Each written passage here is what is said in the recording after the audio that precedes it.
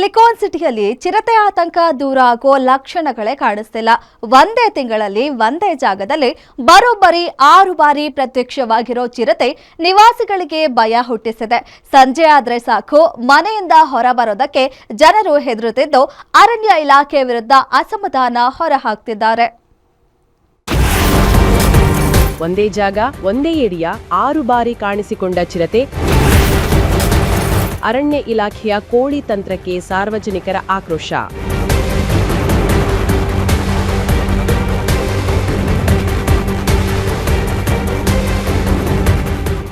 ರಾತ್ರಿ ಮಕ್ಕಳನ್ನು ಹೊರಗೆ ಬಿಡದ ಪೋಷಕರು, ಮುಂಜಾನೆ ವಾಕಿಂಗ್ಗೆ ಹೋಗಲು ಹಿಂದೇಟ ಹಾಕುತ್ತಿರುವ ಹಿರಿಯರು, ಕೆಲಸಕ್ಕೆ ತೆರಳುವವರಲ್ಲೂ ಆತಂಕ ಮನೆ ಮಾಡಿದೆ.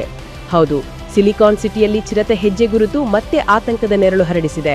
ಬ್ಯಾಡರಹಳ್ಳಿ ಪ್ರದೇಶದಲ್ಲಿ ಜುಲೈ ತಿಂಗಳಲ್ಲೇ 6ನೇ ಬಾರಿ ಚಿರತೆ ಕಾಣಿಸಿಕೊಂಡಿದ್ದು ಸ್ಥಳೀಯರ ನಿದ್ದೆಯನ್ನೇ ಕಸಿದಿದೆ.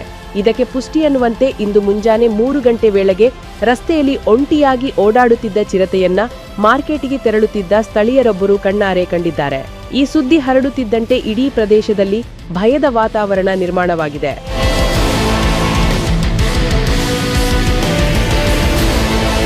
ಚಿರತೆಯನ್ನ ಸೆರೆ ಹಿಡಿಯಲು ಅರಣ್ಯ ಇಲಾಖೆ ಕೇವಲ 1 ಬೋನ್ ಅಳವಡಿಸಿ ಕೈ ತೊಳೆದುಕೊಂಡಿದೆಯಂತೆ.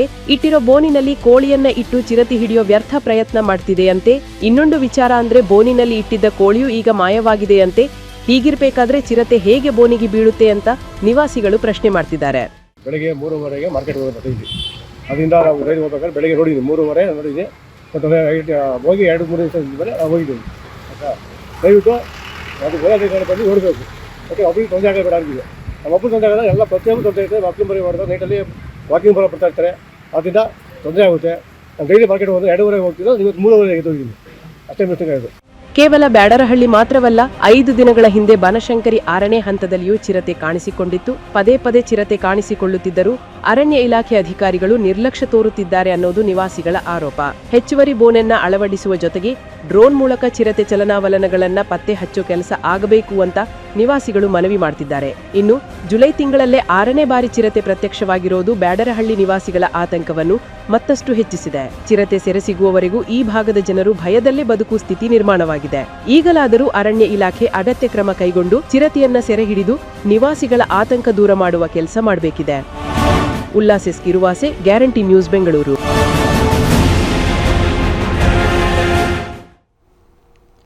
ಬೆಂಗಳೂರಿನ East Point College of Engineering and ಟೆಕ್ನಾಲಜಿಯಲ್ಲಿ ಇಂದು ಪದವಿ ಪ್ರದಾನ ಸಮಾರಂಭ ಕಾರ್ಯಕ್ರಮವನ್ನು ಯಶಸ್ವಿಯಾಗಿ ಆಯೋಜಿಸಲಾಗಿತ್ತು. ಪದವಿ ಪಡೆದ ಎಂಜಿನಿಯರಿಂಗ್ ವಿದ್ಯಾರ್ಥಿಗಳು ತಮ್ಮ ವೃತ್ತಿಪರ ಜೀವನದ ಮುಂದಿನ ಹಂತಕ್ಕೆ ಪಾದಾರ್ಪಣೆ ಮಾಡುತ್ತಿದ್ದಂತೆ ಆ ಕ್ಷಣ ಸಂಸ್ಥೆಯ ಮಟ್ಟಿಗೆ ಹೆಮ್ಮೆಯ ಮೈಲಿಗಲ್ಲಾಯಿತು. ಈ ಸಮಾರಂಭದಲ್ಲಿ ಮುಖ್ಯ ಅತಿಥಿಗಳಾಗಿ ಡಿಸಿಎಂ ಡಾಕ್ಟರ್ ಜಿ ಪರಮೇಶ್ವರ್ ಹಾಗೂ ಗೌರವಾನ್ವಿತ ಅತಿಥಿಗಳಾಗಿ ಎಂಎಲ್ಸಿ ಕೆ ಗೋವಿಂದರಾಜು ಭಾಗವಹಿಸಿದ್ರು. ಈ ವೇಳೆ East point group of institute ಸಂಸ್ಥೆಯ ಅಧ್ಯಕ್ಷರಾದ ಶ್ರೀಮತಿ ಬಿಎಲ್ ರಮಾದೇವಿ ವೆಂಕಟಪತಿ, ಟ್ರಸ್ಟಿ ಹಾಗೂ ಸಿಇಒಗಳಾದ ಎಸ್ವಿ ಪ್ರಮೋದ್ ಗೌಡ ಮತ್ತು ಎಸ್ವಿ ರಾಜುಗೌಡ ಉಪಸ್ಥಿತರಿದ್ದರು. ಬಳಿಕ ಕಾರ್ಯಕ್ರಮವನ್ನು ಉದ್ದೇಶಿಸಿ ಮಾತನಾಡಿದ ಜಿ ಪರಮೇಶ್ವರ್, ವೇಗವಾಗಿ ಬದಲಾಗ್ತಿರುವ ಜಗತ್ತಿನ ಸವಾಲುಗಳನ್ನು ಎದುರಿಸಲು ಸಿದ್ಧರಾಗುವಂತೆ ಕರೆ ನೀಡಿದರು.